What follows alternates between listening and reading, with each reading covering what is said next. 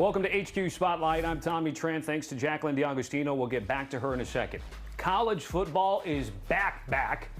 But we take a quick look back at week 0. There were 5 games, and boy, the under in Ireland, we were sweating that on the reverse touchdown. Dan Mullen era almost became a upset city. 30.5 is what Idaho State was catching there, nearly won outright at 22-1. And the last second field goal by Hawaii getting it done at the death in a spread that was 2.5. Hey there, folks. I'm Tommy Tran with one half of the Cover 3. That's going to be Chip Patterson and Danny Kanell. It is Wednesday. It is college football season, so we are going to pick all of the teams involved in the top 25, and these guys are going to help deliver that to us here today on HQ Spotlight, one of our revamped studios. So, Chip, I want to give you a tip of the hat, by the way. We were sweating that under 51.5 and that touchdown. What were you thinking? Well, listen, I knew that with all of the action that we had back and forth, we'd already benefited from some muffed punts. We'd benefited from some fumbles. And so to be able to get through with some luck of the Irish in Dublin, we'll take it. A win's a win. Certainly is. All right, so let's get right to it, guys. What a week 1 slate that we have. We have 3 top 10 matchups here. It hadn't happened since 2017, and we're going to talk about 2 of the games here on this segment here. First off, Texas catching 2.5 at Ohio State with a total at 47.5, and it's going to be a Saturday noon game. Now, interestingly enough, there's a chance where both of you guys cash your tickets here. So, Chip, I'm going to start with you in your first half play. What's the handicap here in this top 3 matchup?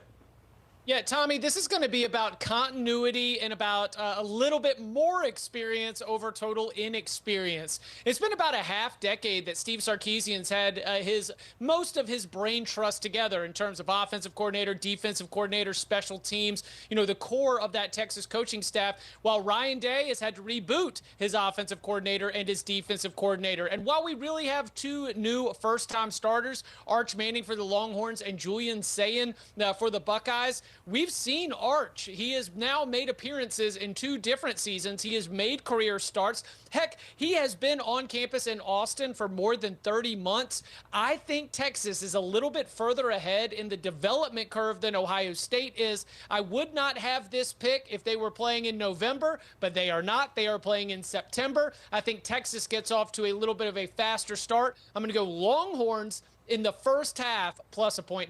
Because you guys were at the Cotton Bowl watching these 2 teams go at it, and then it was 3-year starter Quinn Ewers and 5-year college guy Will Howard, and so you had experience. Chip mentioned, obviously, the turnaround, the fresh faces that we're going to see here. You're on the other side, though. Full game Ohio State, no championship hangover for the Buckeyes. I don't think so. We've talked so much, and even Chip there just talked about Arch Manning. He's gotten so much exposure. The hysteria is at an all-time high. I haven't seen anything like it in college football in my 15 years covering the sport and broadcasting. And I think there's almost 0 chance he reached the expectations, which are off the charts. I think he has a good year, but starting on the road, that's the biggest difference to me, because the line tells you that these matchups are pretty evenly tied. And we did a little big game breakdown in the Cover 3 pod, and we were going back and forth position by position. It was pretty split down the middle, an edge here for Ohio State, an edge here for Texas. But I think the one name that we're going to be talking about after this game is the best player the best football player in the country, and that's Jeremiah Smith. You can talk about all these young quarterbacks and what are they going to do. Even though Jeremiah Smith was held to 1 catch and just 3 yards in that playoff performance against Texas, I think he's too much. I think that game has lingered for him all offseason, even with the national championship. I think he wants to make a big splash in this one.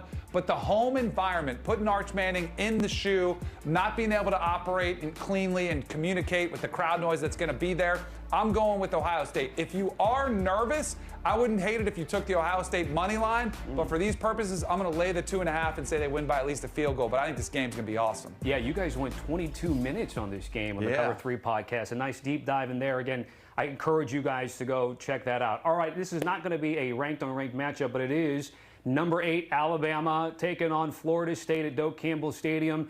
And you guys are going to be there for the pregame show, Danny, so I'm going to give you first word because we're talking about nearly 2 touchdowns. You like your Noles to cover the number. Take me through it. I do. I'm a little bit upset that we didn't lead with this game. And this is the biggest game of the weekend for me. It's the biggest game for the pregame show. Is going to be there on site. So there's a couple things that goes into this. One, maybe even most importantly, is keep an eye on the forecast. They're forecasting 80% chance of rain, which could really slow down both of these offenses who are both breaking in new quarterbacks. You got Ty Simpson named the starter for Alabama, and you got Tommy Castellanos coming over with a new system paired with Gus Malzahn. You're expecting them to try to have some fireworks in the plans to try to get Alabama maybe a little bit out of position, scheme up some big plays. But I think this is going to be a game more determined in the trenches, especially if it's ugly. I think Ty Simpson could struggle a little bit. I think both teams want to establish the run game, which could mean ugly kind of football, lower scoring. I don't hate the under either, but come on. Florida State at home. I think when it started, it was around a touchdown, and then it's just soared, even touched 14 points at some point. I'm going to take all those points at home, say that this game is one that Mike Norvell has to keep close to keep the fan base involved, to keep his team's confidence up moving through the season. So I'm going to take all those 13.5 points playing at home for the Seminoles. Okay, you're going to be grabbing the points. And Chip, if I turn to you, it's interesting from a Bama perspective that they would be quote-unquote flying under any radar, but it seems like over the summer with SEC Media Days to win the conference, maybe be a bit of a dark horse to win the national championship. That's down the road. But for this game, away from Tuscaloosa, laying nearly 2 touchdowns, what's the play for you? They say that you should bet the number and not the name. Well, excuse me while I bet both the number and the name, laying it with Alabama. 13.5, of course, a key number. I would stay away, if this thing does end up continuing to soar, and we're talking about 14.5. So I like being able to get under that key number of 2 touchdowns, but it is also an Alabama team that I'm just buying a lot of stock in. They're my pick to win the SEC championship. I think they're one of the best teams in the country along both the lines of scrimmage. I think that Alabama's defense will be getting back into that vintage Alabama defense. We're talking 2015, 2016, Jonathan Allen, Deron Payne. Only this time, it's players like an LT Overton. It's that defensive line that I think is going to be outstanding. And so, as I look at how they're going to want to play this game, it doesn't matter whether it's sunny, it doesn't matter whether it's rainy. They want to mash and squeeze this Florida State team, which I do think is inferior in the trenches. They are missing Jam Miller, their running back, but I think Richard Young can be able to carry the rock for this team. So I'm going to take Alabama and lay it.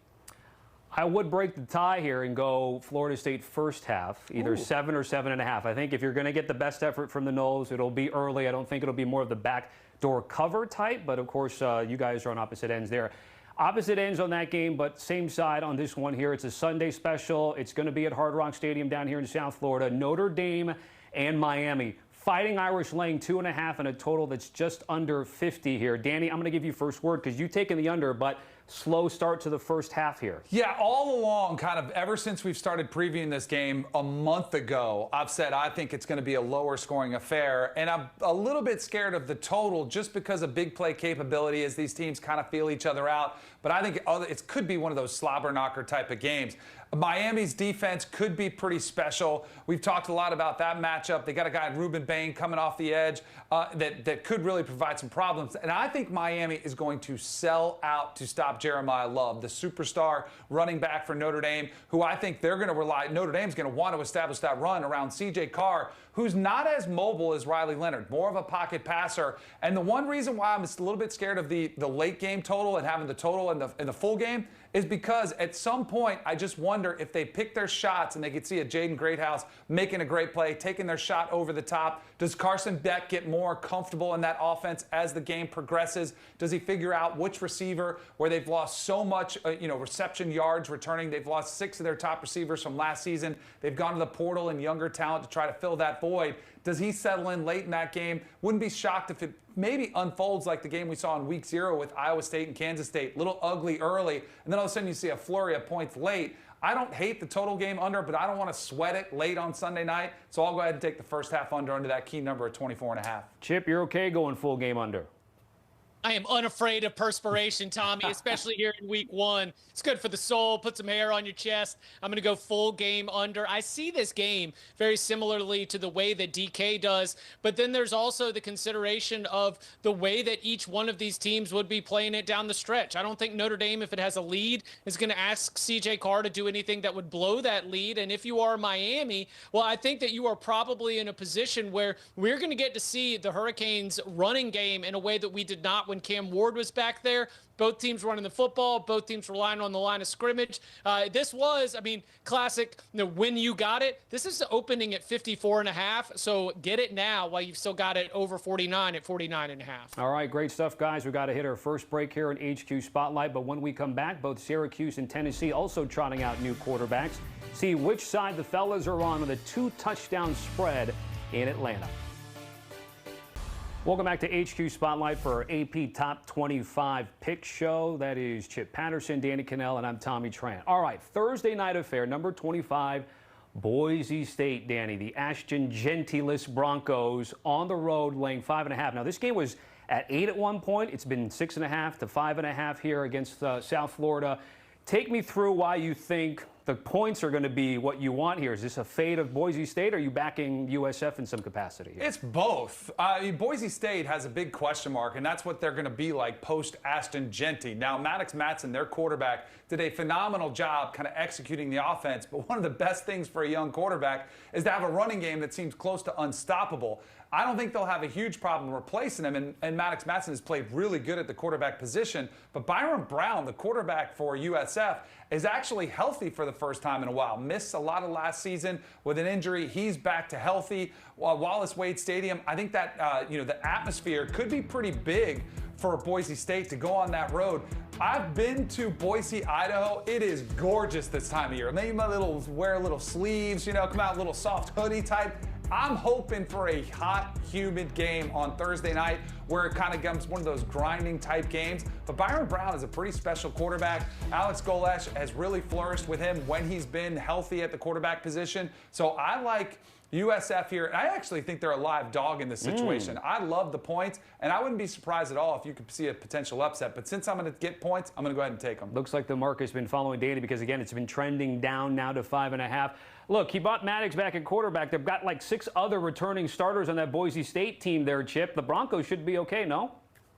Hey, listen, this is disrespectful to Spencer Danielson, a head coach who is 15-3 since taking over the Broncos as the head man. He has been in Boise with this football program. It's back since 2017, and I have enjoyed getting to see Spencer Danielson and the way he handles getting his team mentally prepared for the pressures that they have faced. That USF is not going to play Oregon in Eugene. USF is not trying to get them ready for a Mountain West title game or a college football playoff, but I do think that there is something about the intensity of a season opener on the road where I'm expecting the most out of what I think is one of the best coaches out there in the Mountain West. I understand why there is a draw to think, hey, the boys from Boise, they're not going to be able to hang in Tampa. Hey, we love Alex Golesh and Byron Brown, but I'm telling you there is a weight class difference between these two teams. I think Boise State shows it. I think Boise State wins by a touchdown or more. And that game will be at Raymond James, so they're going to be the bright lights of an NFL stadium there for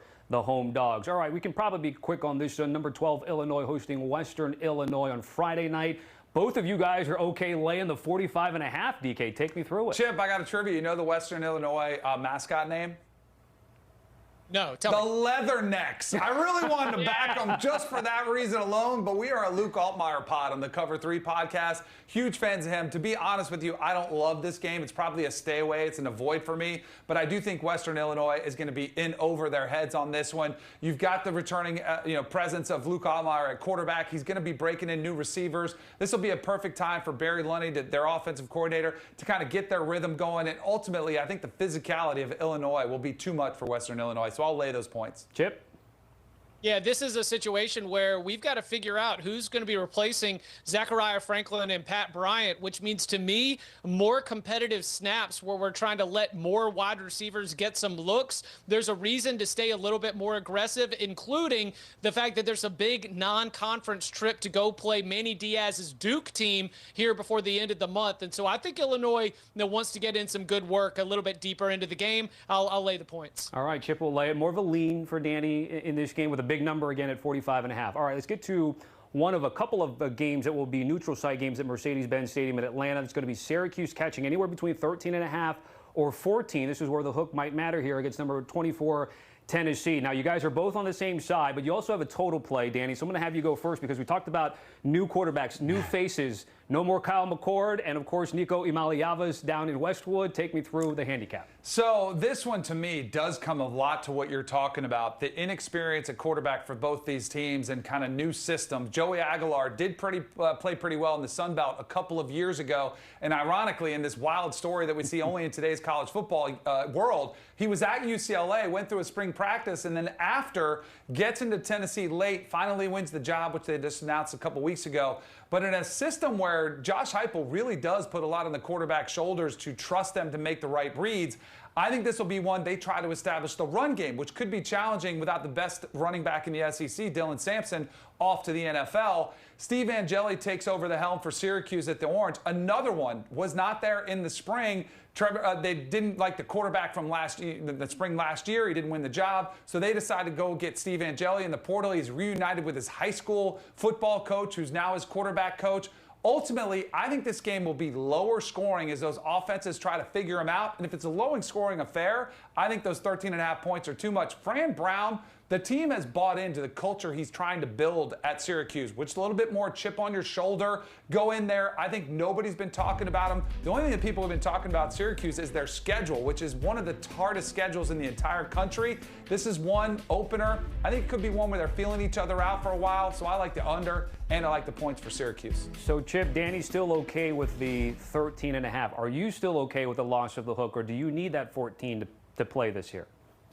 No, I'm still going to take Syracuse. I'm not going to be too worried about the hook because for me, this is about big game Fran Brown. Brown went 3-1 against AP top 25 teams. And if you remember, the only one loss was one where nobody knew what happened to Kyle McCord. I mean, the man could not stop throwing pick sixes against Pitt every other time that they were faced with the challenge. Anywhere from, of course, we remember beating Miami at the end of the season, but even taking on a very dangerous UNLV team on the road in Vegas.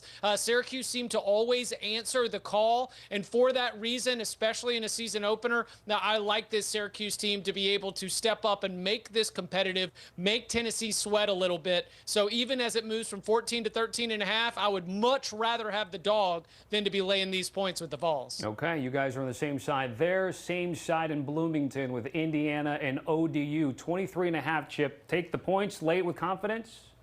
Lay them and take them in the fourth quarter pre-flop because nobody smokes it through the filter like Coach Sig. Nobody has a more relentless approach to the way that they absolutely pick teams apart. It did not matter what the margin was. This was an Indiana team that played through the whistle, and I expect that to be the case once again. We've heard all of his mantras, all of his sayings. The one that stands out to me when it comes to making picks for Indiana is relentless, and I think they will be relentless with the Monarchs.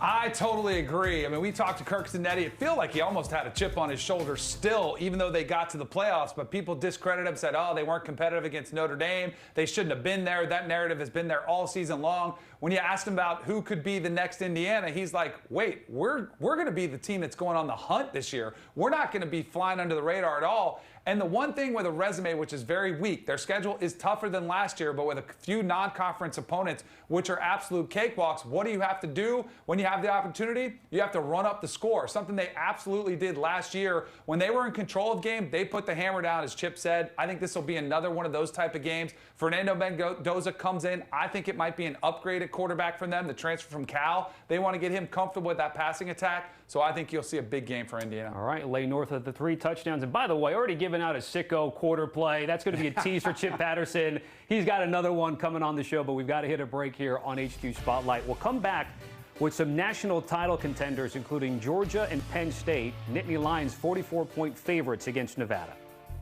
Welcome back to the show. Oh, there's the music. Big time. Big Ten on CBS. Shout out to our girl Jenny Dell once again on the sidelines. Top 2 in the preseason poll for Penn State for just the second time in program history. Second team ever to return a 3,000-yard passer and 2 1,000-yard rushers back. So high expectations there at Penn State with Saturday coverage on CBS and streaming on Paramount+. And also, guys, with Nevada in town, a sky-high spread of 44.5. So, Chip, Take me through your full game analysis of laying this big number and feeling pretty good about it. Yeah, I just think that there's going to be a spot where Penn State gives us, oh my goodness, why are they still messing around with this team? I just do not expect it to be right out of the gate. This is a Penn State team that understands the expectations. They feel the pressure. It's everything that we got, not just from the coaching staff, from the leaders on this team. And I think there is such a desire to make sure that this is a tone-setting win. That means that they win this thing by 45 or more. So I know it's a massive number, but I just think that with all the time leading into this season, I think they'll be very crisp with their execution, and that means they win handily. So Nevada is also kind of an easy fade in terms of the spread, Danny, and taking a look here at James Franklin as 40-burger favorites or more.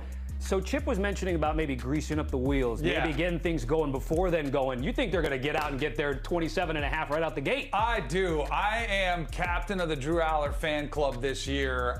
We talked to him in Las Vegas at the Big Ten Media Days, and he is, his confidence is an all-time high. There's so many question marks about who's going to be catching the football for him. They go to the portal and get 3 players, including Syracuse wide receiver Trevor Pena, who's in there now, catching the ball from them, as well as a couple others. They do have to place Tyler Warren, but then they've got the backs in the backfield coming back too, in Katron Allen and Nick Singleton. But most importantly, last year I thought they were a little bit sluggish and sloppy early because Drew Aller was learning Andy Colton-Nicky's system for the first time. Now he's had an entire year playing in it, an entire offseason to get comfortable with it. I think they want to come out, set the tone, and here's what scares me a little bit about the big number at the end. They don't need style points. You know what they need? They need to manage reps because they need to stay healthy for these first 3 games, which are all easily winnable games where they're going to be heavy favored in all of them. I worry that they take out those starters possibly at halftime when they're sitting there pretty looking at a 35-0 or a 28-0 type of lead. I think there's a chance for some defensive scores early in this game. I think it's going to be a complete domination, and I think they get the starters in and get them out, similar to what you see in the NFL. All right, so you guys are both on the Nittany Lions, just in different ways, so we'll see if we can cash both of those there on Saturday. A little more macro on the Nittany Lions because this will be the first crack a lot of fans will be able to see this version of a Penn State team, which, Danny, every year it's like, okay, they're really good, but they're not as good as Michigan or Ohio State. Yet this year, both you and Chip believe that this is the year. How much of that has to do with the schedule and how much of it is just being bullish on this particular team? It's both. It's all of it. It's the total package. The schedule sets up nicely. They really have a 2-game schedule, and I don't mean to disrespect anybody else on there, but Oregon at home, they should be favored in that one. The Ohio State one is a game that, yes, it's challenging. They'll probably be an underdog potentially, but that's a game they don't have to win. The Iowa game is a little bit one where you could potentially see a potential hiccup, but again, they'll be favorites on the road there. It is the total package. Again, the mentality of this team reminds me of what you heard out of Michigan 2 years ago and what you heard out of Ohio State last year. A lot of guys returning that could have left to the NFL, and they said, you know what? We felt like we fell short of our goals. We want to go out there and do something special. We want to bring a national championship, help James Franklin silence the critics, and bring up his record of 1-15 against top 5 opponents. They really seem mentally focused, dialed in, confident, and ready to do something special, and I think it kicks off this weekend. I know Ohio State and Notre Dame benefited from the expanded college football playoff, but I think so did Penn State, right? Yes. Because James Franklin, Chip, couldn't get over the hump. He gets this now and a team and a schedule that's certainly set up for him for success.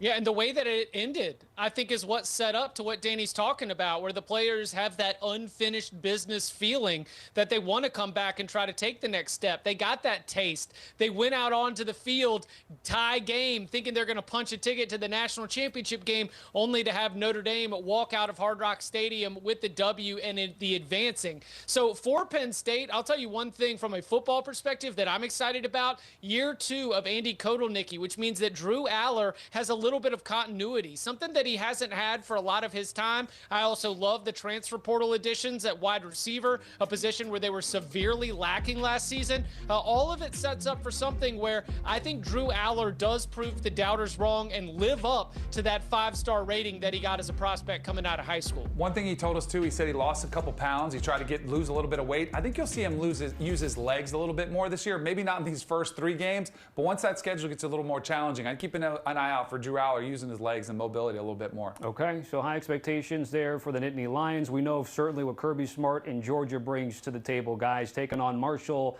with a spread just under 40. Now, Chip, I'm a little behind on my herd research here. I know some years they can be feisty, but the spread tells me that they're not. But you've also targeted a total here in this game with the dogs.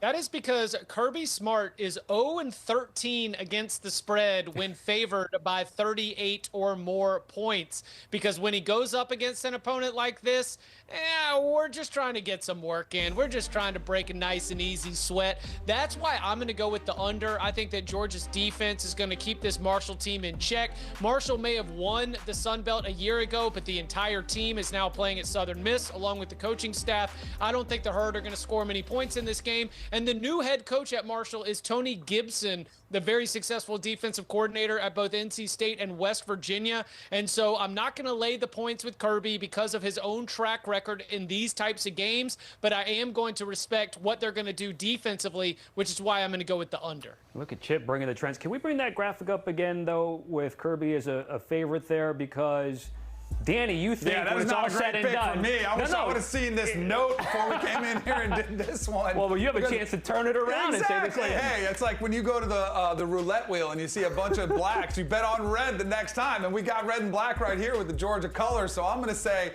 I'm going against this trend. I think the one thing that's unique about this is Gunnar Stockton, the quarterback for Georgia, has not played a lot of football. They need to get him more comfortable, and this is a great setup for their schedule because they've got 8 games in the state of Georgia. It's very favorable for the Bulldogs, and I feel like Kirby's a little bit irritated because he's reminding people, I'm one of only 3 coaches who not only has one, but has multiple national championships, and he feels like they have a roster that can get it done. And I think you might see them let Gunnar Stockton throw the ball a little bit more. The big storyline around Georgia last year, yes, it was Carson Beck's interceptions, but it was also drops by the wide receivers. They're trying to get confidence in their wide receivers. So I think you might see a rarity for Georgia to let that offense air it out a little bit, get more comfortable in the passing game before they get to the meat of their SEC schedule. And that is their schedule that includes a couple of neutral site games this season. Let's move on. That Georgia Tech game ain't neutral. I know it's in Atlanta, but that's going to be out that Bulldogs. Way? No. Yeah, no doubt. All right, getting to Iowa State again. Played week 0, Dublin, Ireland. Coming back on a short week. You guys are both on the Coyotes, though, but Danny, the first half play for you. Yeah, because this is the one where you've got the hangover of hangovers coming back from an international trip. You're feeling good, emotional win, coming up big in that spot. It's just human nature to get back on your clock, your schedule. And South Dakota, I think, is one of those kind of pesky opponents that'll come out with a game plan. They'll have some tricks up their sleeve. And I think Iowa State just would start this game a little bit sluggish. So I'm going to go ahead and take those first half points. I think Iowa State pulls away comfortably towards the end. But that 14 and a hook makes me a little bit nervous there. So I'm going to take that first half play. Which is about 8.5 for the first half. And Chip, you're going full game. Yeah, I am. This is another one where I'm going to get back into my trends bag, Tommy. How about Iowa State 3-10 against the spread in their last 13 games against FCS competition? And it's because you know what Matt Campbell does? He runs a spring game playbook. We just run out the 3-3-5 stack and we just play it straight ahead. We do a lot of halfback dive. We do a lot of very simple things because this game often predates the rivalry game against Iowa, which, as we know, is one of the biggest games of the entire season for the Iowa State football program. So 3-10 against FCS competition against the spread in their last 13. And by the way, this South Dakota team is no team to sneeze at. 11 wins at the FCS level last year. All of it has me taking South Dakota and the points. Okay, taking the Coyotes and the points. Time to hit a break here at HQ Spotlight. We'll continue our way through the AP Top 25. Will Oregon get off to another slow start like they did against Idaho last year? That and the other teams rounding out the top 25. All right, let's keep it going. I mentioned the slow start Oregon got off to last year with Dan Lanning. Ended up fine in the regular season. Don't want to revisit what happened in the playoff. But Montana State just under 4 touchdowns, DK, 27.5. Why are we not going to get off to a slow start this year for this Ducks team at Autzen?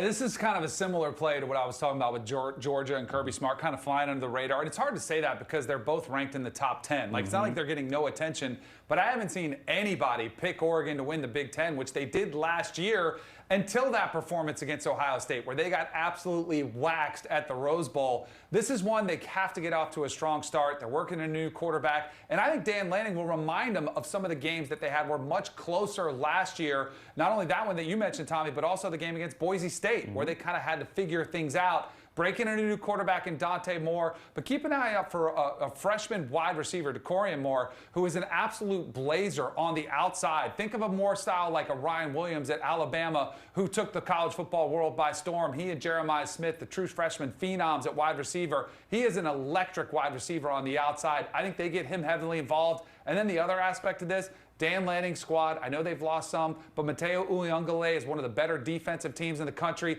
I think they completely smother Montana State and run away with this game. Chip, you're on the other side. Is it a numbers play, or is there something you're seeing from this Bobcats team here to cover the number? A little bit of Bobcats, a little bit of Ducks. First on the Bobcats side, Montana State 15-1 last season, made it all the way to the national championship game before falling short. This is not your typical FCS opener. I am going to take note of what happened in that 24-14 game against Idaho State last year. But Tommy, I'm also listening to Dan Lanning. I'm listening to Dan Lanning be a little bit curious about what his team is going to look like. In media availability this week, Lanning said, whatever we are on Saturday, I hope it's nowhere close to what we are at the end of the season.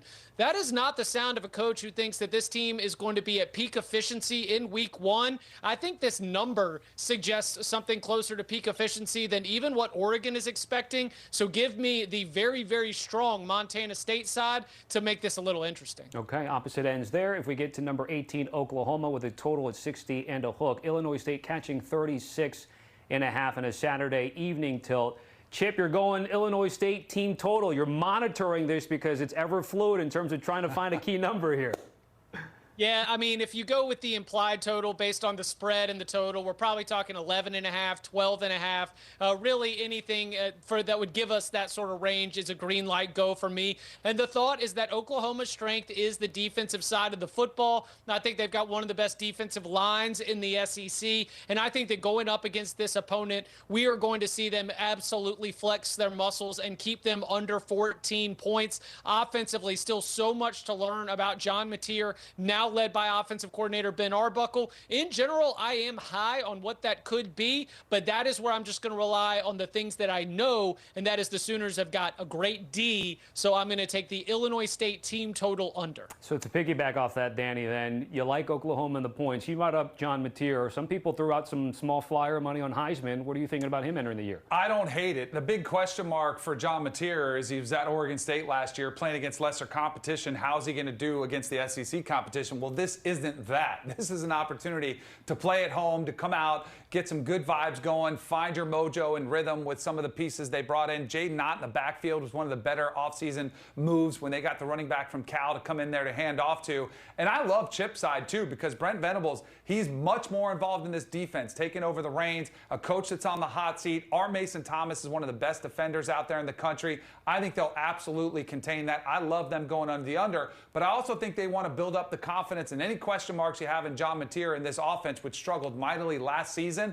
I think this is an absolute shellacking. So you've been laying a lot of points lately here. I'm just not that I've kept tabs on an abacus or anything, but Danny is grabbing points in this one. Long Island and the Sharks catching 45.5 against Jacqueline DiAgostino's Florida Gators. I hope Jacqueline's listening because I hope so too. TJ Lagway's in this game, yet you're taking the Sharks in the points. You know, all I've heard about is this that Florida schedule is like the toughest schedule in the country, and yet here we are talking against the Long Island Sharks, for God's sake. What I'm looking at this game is all about managing the season.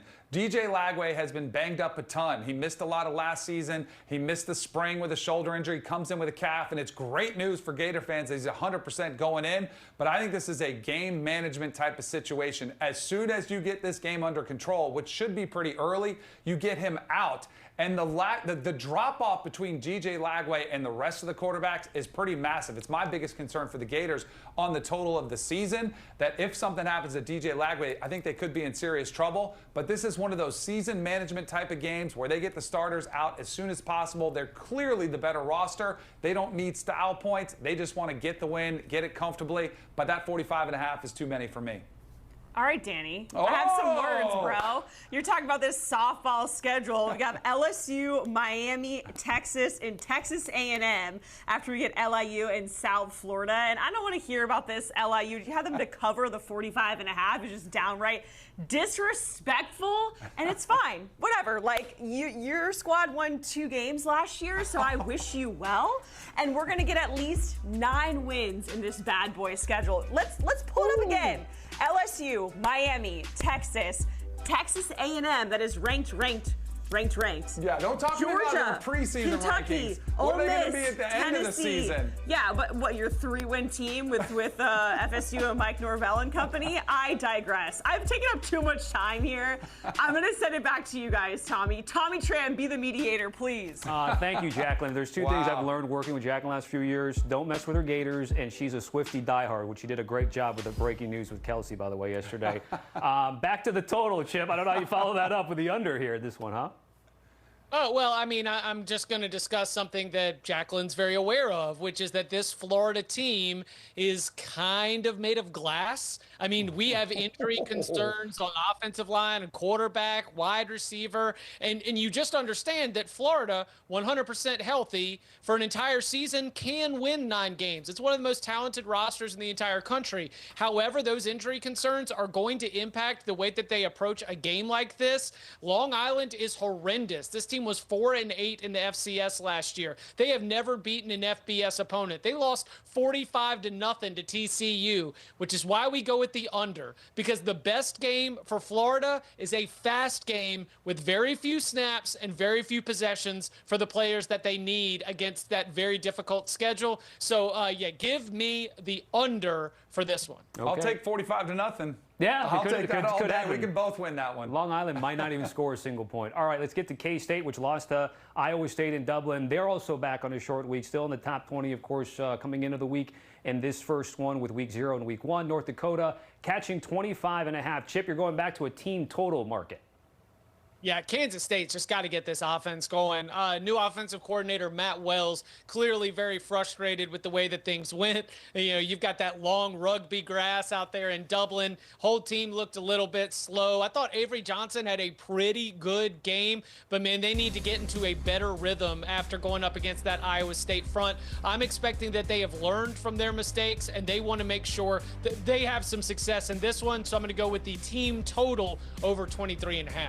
This one makes me a little bit nervous because Dylan Edwards, who they lost in the first quarter of that game, and was returning the punt, fumbled it, and lost him for the game. He's out for a couple weeks, so they're going to miss him during this game. But this one for me is about Chris Kleiman letting his team get that taste out of their mouth. You mentioned Matt Wells, the offensive coordinator. I actually thought Avery Johnson played pretty well in that game and kind of got it going late. We saw a flurry of points in that fourth quarter. A couple things don't go their way, but I like the way their defense was flying around. I think they clean up some of the drop passes they had due to some of the conditions. A little bit dreary, a little bit wet, lost their footing quite a bit of times. I think they come back, get that taste out of their mouth with a big win. All right, and let's end with Texas A&M, UTSA. You guys are on opposite ends, but again, a scenario where both can win. Chip, give me the laydown and the handicap here.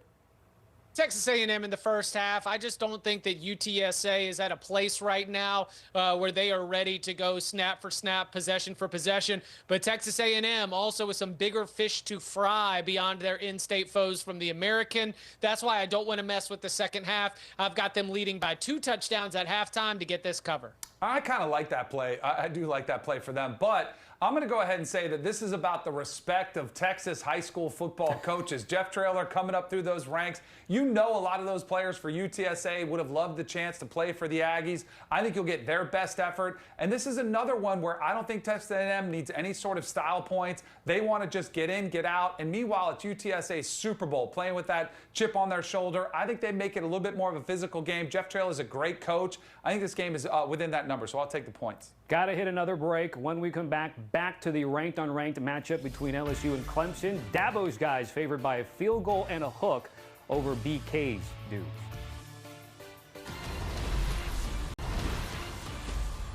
So we talked about how top-heavy week 1 is going to be in college football. 3 top 10 ranked matchups. This is the third one that we're going to tackle now.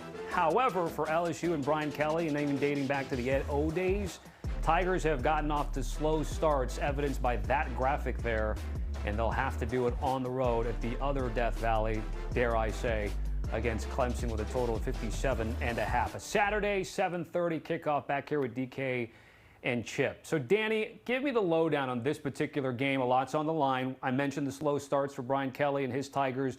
On the flip side with Dabo, he's asking everybody, don't talk about my team as being not only ACC relevant, but nationally relevant again. Yeah, and something's got to give in this one. You mentioned LSU's record in season openers. Clemson was 0-3 versus the SEC last year, so they want to try to get off that schneid as well and get a win against a quality opponent, because that's been the biggest knock for them for the last year and even the last couple of years, is they really have come up short in some of those big games. Think back to last year's opener versus Georgia, where Cade Klubnik looked completely overwhelmed in that game, and they got beat there in Atlanta in that neutral site game.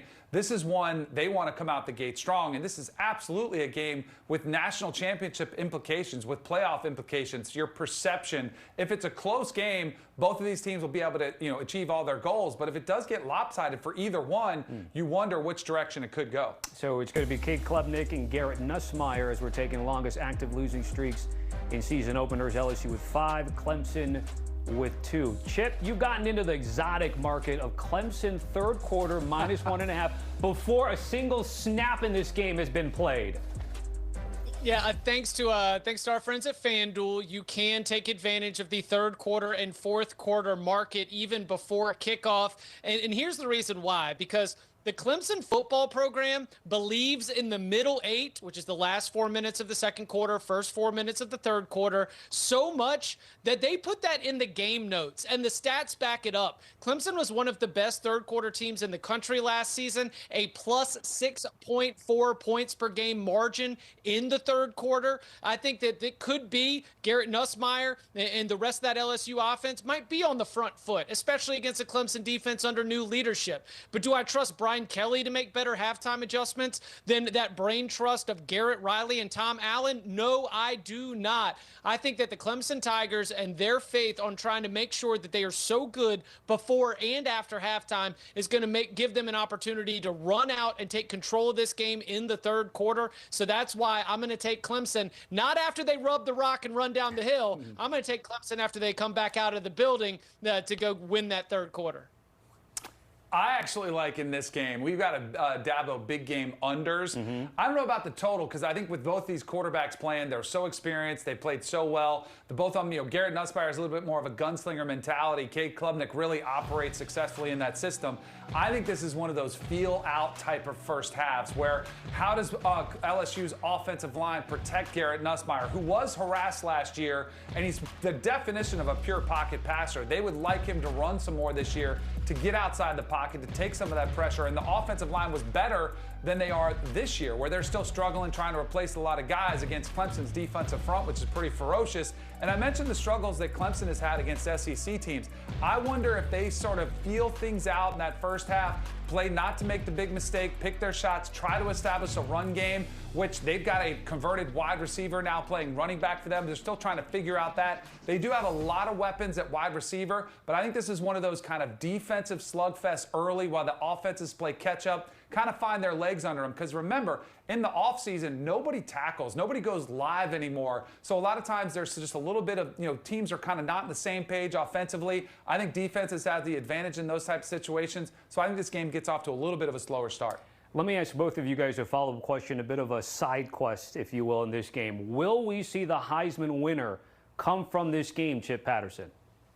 No, I don't think so. I think that both of these quarterbacks are going to be facing much more difficult challenges, but I think that the Heisman hype going into the season, both of them being at the near the top of the Heisman odds board, is going to have everyone overreacting. I think the loser is going to have a very difficult time even making it back as a finalist, but I think the way that Heisman voters tend to follow the season, many of the preseason favorites do not end up winning the trophy, and I think that both of these quarterbacks would rather be holding championship trophies than the Heisman Trophy, and I'm going to say no on that one. So I would say there's more of a chance for Cade Klubnik if he loses this game to battle his way back in. Remember last year I mentioned the Georgia game, how abysmal he was. He was atrocious. Then at the end of the season, statistically, he had one of the best seasons of anybody in college football, actually played really good down the stretch, even in a loss against South Carolina, had him in a position to win the game, except to have that unfortunate interception with a tip ball, played really well against SMU, and then played really good against Texas in the playoffs. I think with his schedule, statistically, he could vault himself into that conversation when people wouldn't remember that LSU lost. So I actually think if Cade Klubnik loses this game for Clemson, you might find value in him. But I would not touch Garrett Nussmeier if he loses this game with his remaining schedule that they have. As it stands, both players are 9-1 behind Arch Manning in the Heisman market. Let's get back to game plays here with Michigan. With a total of 49.5, laying 34.5 against New Mexico. That's a Saturday night tilt. You guys are both on Michigan. Tell us why, Danny. I can't wait to watch this game strictly for the Bryce Underwood impact. True I mean, he's freshman. getting the nod. He's getting the start. But I do think this is a game where Sharon Moore just takes advantage of the offense and says, you know what? We're going to run the football. We're going to really try to establish it. I think you'll see Bryce Underwood's legs come into play here. But I also think Michigan's defense is probably being overlooked somewhat on the defensive side of the ball. I think this will be too much to handle for New Mexico, so I think Michigan runs away with this one. Because they've got OU on tap, and usually we think look ahead. But when you say true freshman needs the reps, probably going to play most of the game, they have to have a good showing, which probably means they cover this number, Chip. Yeah, I'm going to lay it. It's not my most confident of these plays that we are giving out here today, but this is at 34.5. You're sitting there under a key number. I do agree Bryce Underwood probably stays in another series or two just so he can continue to get that experience against the live action. But even more than my support of Michigan, this is a fade of a New Mexico program that lost its head coach, lost its star quarterback, and is in total rebuild mode right now heading into 2025. All right, let's get to the other Mercedes-Benz Stadium game in Atlanta Sunday, so no Chick-fil-A in the concession stands. Vatek catching 7.5 against South Carolina, 52 in a hook. Again, same side. Danny, which side is that going to be for you guys? I'm going to go ahead and snatch up the team from the ACC. And you know what's kind of interesting is that Virginia Tech last year was kind of like South Carolina is this year. So a lot of people are kind of trendy South Carolina. Lenora Sellers has superstar potential. People think he could really take that next step. A lot of the similar conversations were around Kyron Drones last season before they kind of imploded. They lost early to Vanderbilt, kind of could never get things back on track. But this is a game for Brent Pye, the head coach of Virginia Tech, where you have got to figure you get his best effort. And he is a defensive-minded coach. And the one adjustment that I think you even saw Illinois make in the bowl game, you cannot let Lenora Sellers beat you with his legs. He is a dynamic runner. They were able to do that somewhat. And I think you'll see Virginia Tech's best effort. I do think South Carolina wins this game, but I think they'll have their hands full. Also to remember, that Lenora Sellers playing with a new offensive coordinator. So he's going to be getting familiar with a new play caller. I think some of that could take some time to get used to. They lost a ton of talent to the NFL, too. Nick Emanwari, they lost to the NFL. Dylan Sampson, or the edge rusher from last year that was opposite Kyle Kennard is back, but Kyle Kennard is off. So how does he do with some of those matchups that are going to be a little more tricky for him? So I think this game's going to be closer than people think. Folks at home couldn't see when Danny started his answer. Chip went, oh, like that a little bit, Chip. On the same side here with DK. Yeah, you talk about the Lenora Sellers and Kyron Drones, and I'm actually going back to something I heard this week from Kyron Drones. You know, he's dealing with a new offensive coordinator, much like Sellers is, but he said that it's good to have an offensive coordinator who played the quarterback position, noting that his last two offensive coordinators were both former offensive linemen or offensive line coaches, and he believes that Philip Montgomery, who really rose in the ranks as an offensive coordinator for Art Briles' Baylor teams, has been able to help him unlock the best version of himself. Brent Pry also believes that this roster is finally the closest to his vision of what Virginia Tech football can be. This is not a fade of South Carolina. This is strictly a belief that Virginia Tech right now is in position to be very competitive in this game, and at 7 and a hook on a neutral site, I'm going to end up taking the dog. All right. Home stretch time on the show when we come back. Of course, talking about teams in the top 25. Guys are going to predict the final score of Arkansas Pine Bluff and Texas Tech. And these Arizona State Sun Devils, the fighting Pete Priscos, are on tap. Let's get to Arkansas Pine Bluff at number 23, Texas Tech. As of this taping, no official spread in this game. Golden Lions of the Southwestern Athletic West. So we're just going to ask you to think how and predict how this game is going to play out. Chip, how does this game play out in your eyes down there? I've got this one about 55-10, right around that 45 we often see against FCS opponents. Arkansas Pine Bluff played Arkansas last season when you're looking for your FBS data point, and the score was, oh my gosh, 70-0, Tommy. Yeah, I don't know if this is going to be the squad that's going to put an upset scare in a Red Raiders roster that is loaded up to be one of the most talented in the Big 12. I think that this is a group that takes care of business. Baron Morton gets his time, but Will Hammond, too, the backup quarterback, I think is a capable player of scoring touchdowns. So I think that Texas Tech wins this one handily. Yeah, this one's going to be lopsided. I went a little bit less on the point side for Texas Tech. I had a 45-10 win.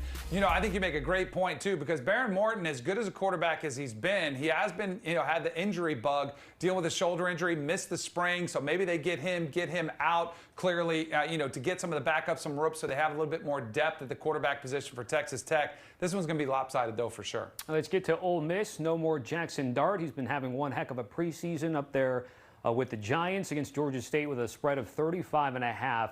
Life without Jackson Dart, maybe getting off to a slow start in the first half, DK? That's what I have. I love Austin Simmons. I think he could be the breakout player for the entire SEC this season. Somebody who comes in, he graduates high school early, he graduates college already. He's only 19 years old. He's a two-sport athlete who's finally kind of turned his attention to football away from baseball. But I do think you even saw this with Jackson Dart early in his career. You're getting your feel for what it's like at the next level, and it's a lot of points there in this game. So I'll say they're going to be up comfortably, maybe 28-3, something like that, 28-0. But I'll say it's under the 34.5 in the first half. You're going under. Chip's going over with the team total.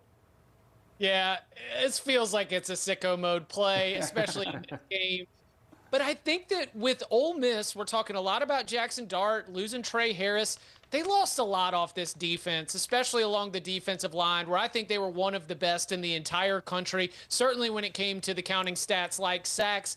I think this Ole Miss defense is going to be taking a step back, and I think that we've got a low total for Georgia State. So maybe they do need to be able to punch it in against the backups deep into the game, but I think that Georgia State can get us to 13, 14 points. So I'm going to go Panthers team total over in their opener. Chip, you mentioned maybe taking a step back defensively. What are the realistic expectations for Lane Kiffin and this Rebels team, you think, this year? I think it's to contend for the college football playoff. I mean, they should have made the college football playoff last season. There is no reason why that team, as loaded up as they were, should have lost to Kentucky at home. They were the better team than the Florida Gators when they went and lost that game deep into the season.